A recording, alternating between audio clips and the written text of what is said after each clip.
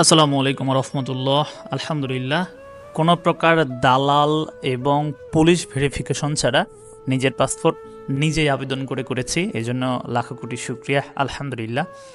পাশাপাশি বলতে চাই যা বাংলাদেশ সরকার এই মুহূর্তে বাংলাদেশ সরকারের প্রধান উপদেষ্টা ডক্টর মোহাম্মদ ইউনূস সাহেবকে অসংখ্য ধন্যবাদ এত সুন্দর মহতে একটা উদ্যোগ নেওয়ার জন্য। কাজের সুবাদে আমি সিরাজগঞ্জ যেহেতু থাকি, এই জন্য সিরাজগঞ্জ থেকেই মূলত আমার এই পাসপোর্টটির আবেদন করা হয়েছিল এবং সেখান থেকেই পাসপোর্টটি সংগ্রহ করলাম। গতকাল মেসেজ পেয়েছিলাম, আসলে চিন্তাও করি নাই যে এত দ্রুত আমি পাসপোর্টটা হাতে পেয়ে যাব। জাস্ট 21 দিনের মাথায় কিন্তু আমি আমার পাসপোর্টটা পাচ্ছি। তো এই জন্য চিন্তা করলাম আপনাদের মাঝে একটু শেয়ার করি। যারা পাসপোর্ট করতে চান একদম নিজেরা সুন্দর করে আবেদন করবেন, স্বচ্ছভাবে দেখবেন যে কোনো ঝামেলা নাই, কোনো কিছু নাই। জাস্ট এখন যেহেতু পুলিশ ভেরিফিকেশনও লাগবে না, খুব দ্রুত কিন্তু আপনি পেয়ে যাবেন।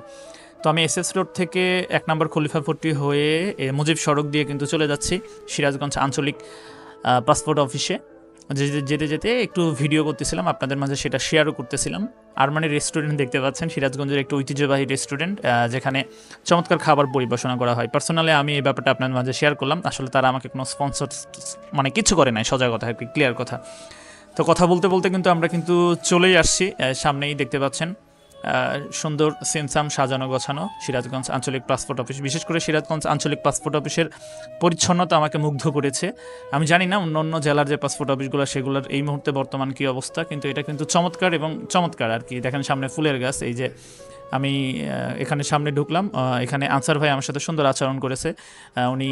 ওনার সাথে কথা বলে আমার যে রিসিপ্ট ছিল, যেটা আমাকে দেওয়া হয়েছিল আমি যখন ফিঙ্গারপ্রিন্ট দিয়েছিলাম, সেটা উনি নিয়ে আমাকে একটা সিল মেরে দিয়ে দিল। তারপর আমি সরাসরি একদম নিচতলা 101 নম্বর কক্ষ পুরুষরা যেখানে দাঁড়ায় তার সাথে কথা বললাম। আমার রিসিপ্টটা দিয়ে জাস্ট আমার সামনে একজন ছিল, খুব বেশি মানুষ কিন্তু ছিল না।